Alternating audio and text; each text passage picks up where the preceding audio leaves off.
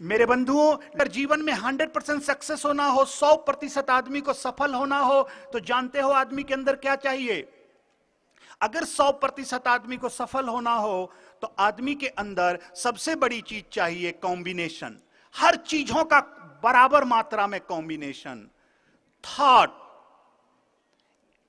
Plan, action. सोचो, किसी भी चीज को सोचो, विचारो, उसे प्लान करो, उसके बाद उस पर चलने की, उसे डिफाइन करो कि हम इसे कैसे पूरा करेंगे। फिर संकल्प करो कि हमने अब डिफाइन किया, अब संकल्प, और हमारे संकल्प में विकल्प नहीं होना चाहिए। हमारे संकल्प में कहीं भी विकल्प नहीं होना चाहिए। संकल्प, चलने की जज्बा, स्थान, स्थिति, समय, मंजिल और अंत में भाग्य, जब ये सभी बराबर मात्रा में मिलता है तो आदमी 100% 100% सफल हो जाता है। और एक भी कम पड़ जाए तो आदमी उसमें 60, 70, 80, 90 हो जाएगा, नियर अबाउट हो जाएगा, लेकिन 100 नहीं होगा। और सबका 100% अलग अलग होता है। हर व्यक्ति का 100% अलग अलग होता है। जानते हो, ये संस्कार 5 जगहों से हमें मिलते हैं। पहला, पूर्व जन्म। पूर्व जन्म में तुम जो होते हो, इसलिए कि ये जीवन जन्मों जन्म की श्रृंखला है, जन्मों जन्म से आती रही है। बहुतों को आप देखोगे कि मनुष्य जन्म में जन्म ले लिया, लेकिन उसकी बुद्धि आज भी जानवर जैसी होगी। बहुतों की आप देखोगे कि मनुष्य जन्म में आ गया, लेकिन बुद्धि आज भी झगड़ालू होगी, आज भी बिच्छू की होगी, सर्पों की होगी। मतलब किसी न किसी तरह पूर्व जन्म का दोष। तो पहली संस्कार पूर्व जन्म से है। और वो गॉड गिफ्ट भी कहते हैं। भाई इसे तो गॉड गिफ्ट है, जन्म से ही ऐसे हो गया। आपने बहुतों के बारे में सुना होगा, गुरु नानक देव जी जन्मते ही हंसे थे। आपने औरों को भी सुना होगा कि वो जन्म से ही गॉड गिफ्ट है। आज 3-5 साल की, 4 साल की बच्ची टॉप कर जाती है वर्ल्ड में कंप्यूटर में, सोचो वो गॉड गिफ्ट होगा। दूसरी संस्कार माता पिता से। हमारे जो माता पिता हैं उनसे हमें दूसरा संस्कार मिलता है। तो जो भी यहां माता पिता बैठे हैं, मैं उन सबसे कहूंगा कि अपने बच्चों को इतनी सुंदर शिक्षा देना, सिर्फ पढ़ाना ही नहीं, आधुनिक बनो, जितनी आधुनिक बनना है बनो, मॉडर्न बनो, इसलिए कि पीछे रहोगे तो आउटडेटेड हो जाओगे। आधुनिक बनो, लेकिन आध्यात्मिकता के साथ आधुनिकता। इसलिए कि आध्यात्मिकता के बिना आधुनिकता बिकाऊ होती है, और आध्यात्मिकता के साथ आधुनिकता टिकाऊ होती है। मेरे बंधुओं, हमारी आधुनिकता जरूरी है, लेकिन आध्यात्मिकता भी जरूरी है।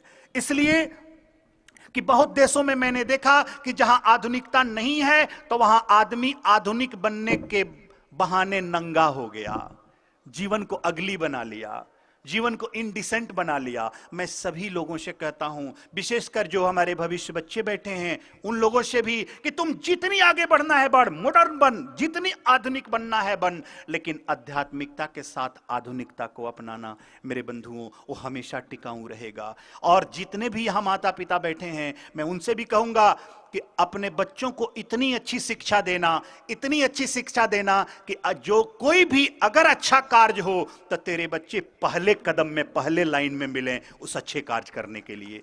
ये माता पिता का काम है।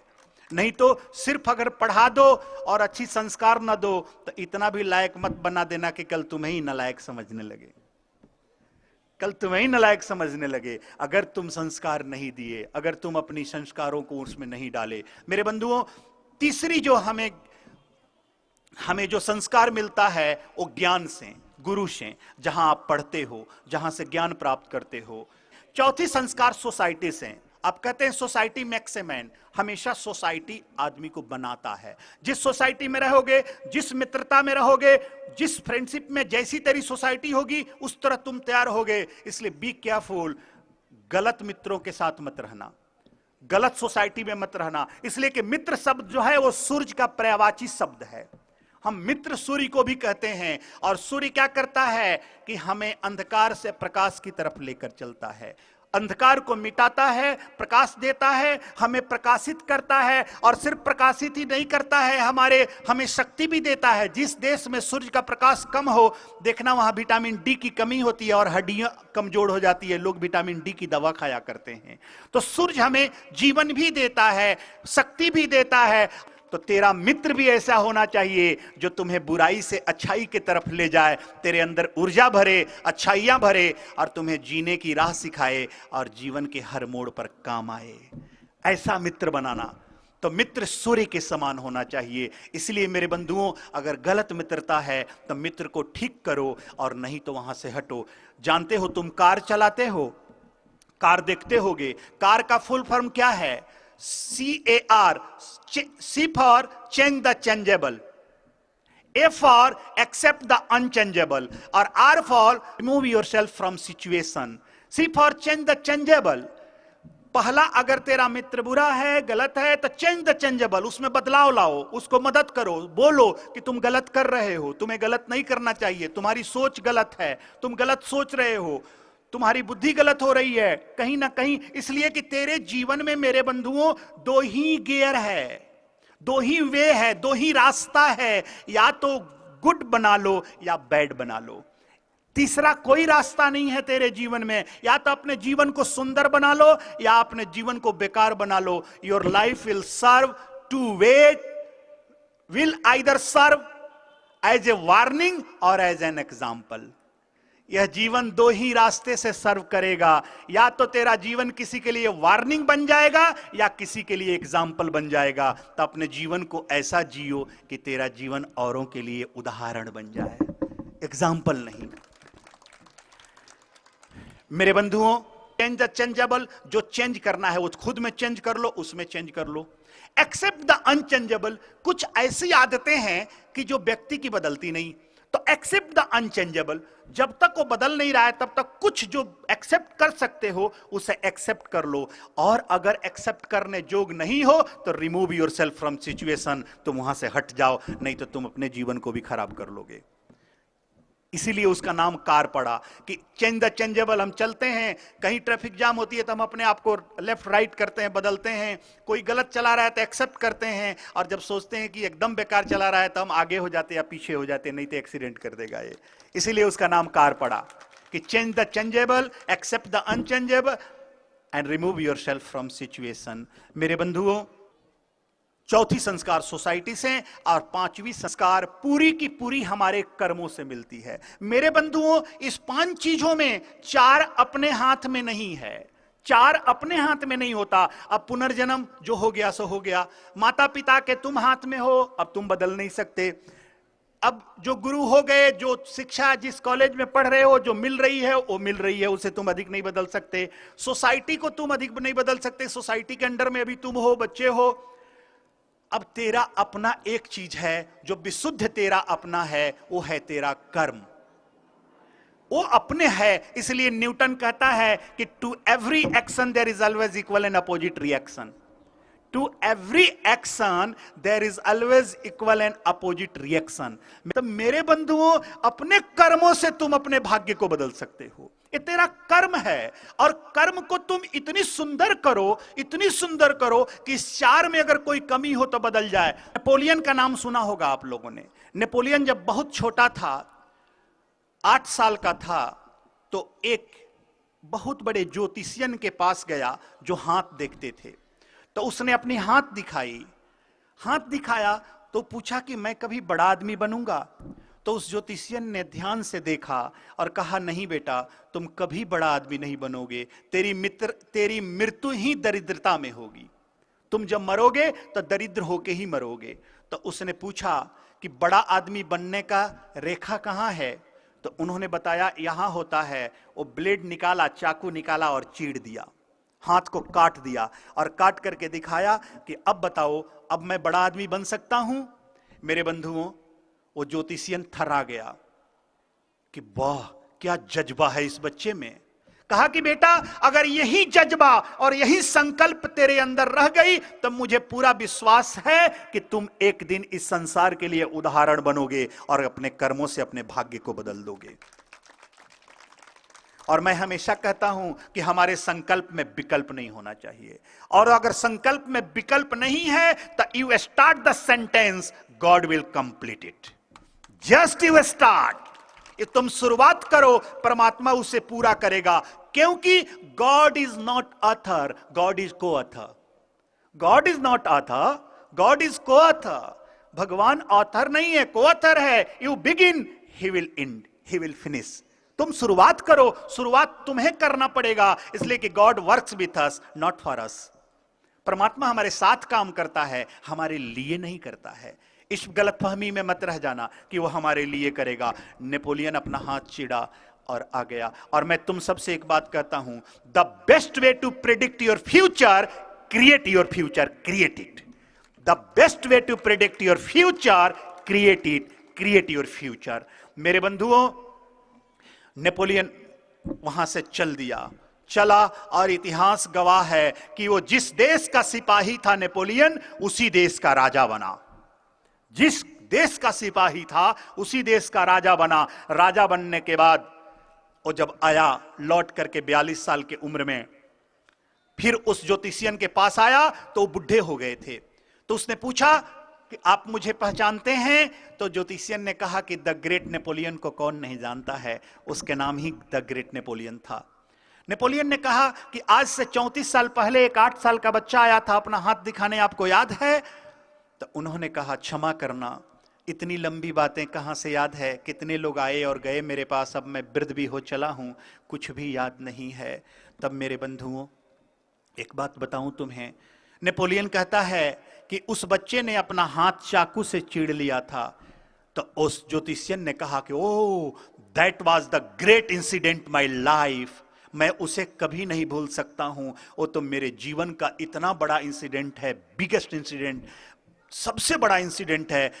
आई नेवर फॉरगेट, मैं उसे कभी नहीं भूल सकता, कभी नहीं भूला, मुझे अभी भी याद है। तो नेपोलियन ने कहा, वो कोई और नहीं, मैं ही था, वो कोई और नहीं, मैं ही था। तो उस ज्योतिषियन ने कहा, वाह, तुमने अपने कर्मों से अपने भाग्य को बदल डाला। तो मेरे बंधुओं, भाग्य ने भी नेपोलियन का पीछा नहीं छोड़ा। तुम कहोगे कि भाग्य क्या है, फिर तो भाग्य झूठा हो गया, लेकिन नहीं, भाग्य भी सही है, भाग्य भी पीछा नहीं छोड़ा। इतिहास में तुम पढ़े होगे कि नेपोलियन जब मरा तो दुश्मन के कैद में था, और उसके दुश्मन ने 10 दिन तक खाना नहीं दिया, 9 दिन तक। तो देख, इतना बड़ा दरिद्र कोई होगा जिसको न पीने का पानी हो, न खाने का अन्न हो। मेरे बंधुओं, जब नेपोलियन मरने लगा तो अपने जीवन की अंतिम लाइन लिखा, उसके मुंह से खून निकल रहा था, उंगली से खून लिया और दीवार पर लिखा था कि life is a mystery to be lived, not is a problem to be solved. Life is a mystery to be lived, not is a problem to be solved. मेरे बंधुओं, जीवन एक रहस्य है, उसे रहने दो, तुम अपना काम करते रहो। ये कोई समस्या नहीं है, ये कोई गणित की समस्या नहीं है जीवन की, सोल्व कर लोगे कि 3 + 4 डिवाइडेड बाई 3 डिवाइडेड बाई 4, ये सब गणित की समस्या है। जीवन ऐसे सोल्व नहीं होता है, जीवन को जीवन के जैसा जीना होता है। मेरे बंधुओं, life is strict than teacher. Teacher से लाइफ बहुत अधिक स्ट्रिक्ट होता है। टीचर और लाइफ में बड़ा अंतर है। टीचर पहले टीच करता है, फिर लेसन देता है, फिर एग्जाम लेता है, लेकिन लाइफ उल्टा है, पहले एग्जाम ले लेता है, फिर लेसन देता है, फिर उससे ज्ञान मिलता है। तो मेरे बंधुओं, बी केयरफुल अबाउट लाइफ। कब एग्जाम ले ले क्या पता, कब परीक्षा ले ले जीवन का क्या पता। तो हमेशा परीक्षा के लिए तैयार रहना, हमेशा कॉन्शियस रहना, हमेशा अच्छा रहना। अगर एक बार जीवन बिगड़ गया, एक बार जीवन तेरा खराब हो गया, तो जान लो फिर बड़ी मुश्किल होगी। अपने आदतों में कभी बुरी चीजें मत आने देना। जानते हो, एक शिक्षक हमेशा समझाते रहता था अपने बच्चों को कि अपने अंदर बुरी आदतों को मत आने दो, मत आने दो। बच्चे सोचते थे कि नहीं, परीक्षा के समय पढ़ लेंगे। एक दिन वो गार्डन में लेकर गया सब बच्चों को, और एक बच्चे को कहा, कुछ नए पेड़ अभी अभी जमे थे, और कहा अनरूट इट, इसे उखाड़ो। एक बच्चे ने हाथ से पकड़ा और तुरंत अनरूट कर दिया, तुरंत उखाड़ दिया। दूसरे बच्चे को कहा, एक पेड़ 2 महीना का जम गया था, थोड़ा थोड़ा मजबूत हो गया था। बोला उखाड़ो, वो बड़ा प्रयास किया, थोड़ा देर प्रयास करते करते उखाड़ा, थोड़ा निकला और थोड़ा टूट गया। एक पेड़ 2 साल का हो गया था, वो मोटा हो गया, बोला इसे तुम उखाड़ो, अनरूट करो। वो उसे भी निकालने लगा, लेकिन नहीं निकाल पाया, अंत में उसका तना टूट गया। तो शिक्षक ने कहा, बच्चों मैं तुम लोगों को यही समझाना चाहता हूं, आदतें जब तक नई है, अभी है, बुरी आदतें अभी छूट जाएगी, उखड़ जाएगी। थोड़ी जड़ फैला लिया तो थोड़ा जड़ रह जाएगा, बहुत मुश्किल से निकलेगा, और पूरा फैला लिया तक कभी नहीं निकलेगा, जीवन को बर्बाद कर देगा, जीवन को डिस्ट्रॉय कर देगा, जीवन को वार्निंग बना देगा। मेरे बंधुओं, जानते हो, attitude does not care where it is being formed, where it is being shaped. Once shaped, once formed, will either create you or destroy you. आदतें परवाह नहीं करती है कि वो कहां बनी है, एक बार बन गई तो अच्छी बन गई तो क्रिएट कर देगी, और बुरी बन गई तो डिस्ट्रॉय कर देगी, मिटा देगी तुम्हें अपने जीवन में। तो मेरे बंधुओं, कभी अपनी आदतों को बुरा मत बनने देना। मैं कहा था ना कि to every action there is always equal and opposite reaction. प्रत्येक क्रिया के समान तथा विपरीत एक प्रतिक्रिया होती है, और जीवन हमारा समन्वय से, जब हम किसी भी चीज को कॉम्बिनेशन से करते हैं तो वो 100% सफल होता है।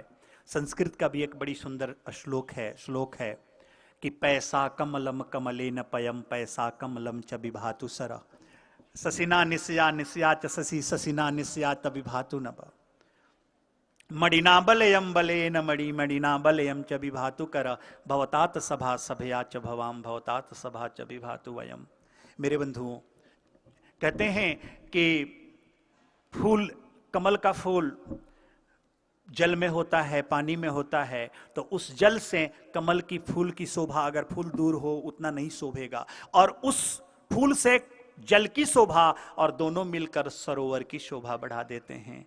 उसी तरह हमारे जीवन में हमारे कर्मों से हमारी शोभा, और हमसे इस समाज की शोभा, और हम सब मिलकर के इस संसार की शोभा बढ़ा देते हैं। मेरे गुरुवर अंतर्यामी, भक्तों की तो सुनते हैं सदा। मेरे श्री गुरुवानंद स्वामी, भक्तों की तो सुनते हैं सदा। जो भी आए इनके दर पर, झोली उसकी भरते हैं सदा। मेरे गुरुवर अंतर्यामी, भक्तों की तो सुनते हैं सदा।